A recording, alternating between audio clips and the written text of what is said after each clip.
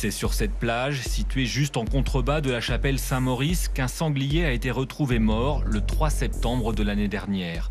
Une autopsie était alors sollicitée par le parquet compétent en la matière, celui de Saint-Brieuc, avant qu'il ne se dessaisisse du dossier au profit du pôle régional environnemental du tribunal judiciaire de Brest. C'était au mois de novembre.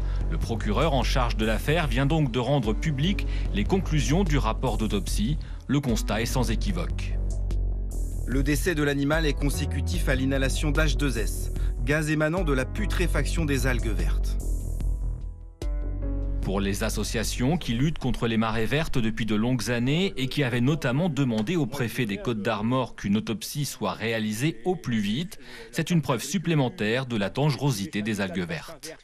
Plusieurs fois, il y a eu des animaux morts, mais il y a toujours eu un doute sur la causalité de la mort. Or là, c'est patent, c'est effectivement un service de l'État approprié qui confirme que les algues vertes sont bien tueuses en fait. Et là, le résultat est probant puisqu'il y avait de l'H2S dans le sang, mais en plus, il y avait de l'H2S dans les viscères. Donc, il y a la totale de confirmation que les algues vertes en décomposition tuent le vivant.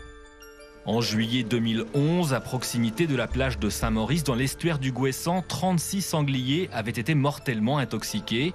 À l'époque, des analyses effectuées par les laboratoires de l'ANSES, l'Agence nationale de sécurité sanitaire, et de l'INERIS, l'Institut national de l'environnement industriel et des risques, avaient mis en cause le gaz H2S, l'hydrogène sulfuré émanant des algues en décomposition.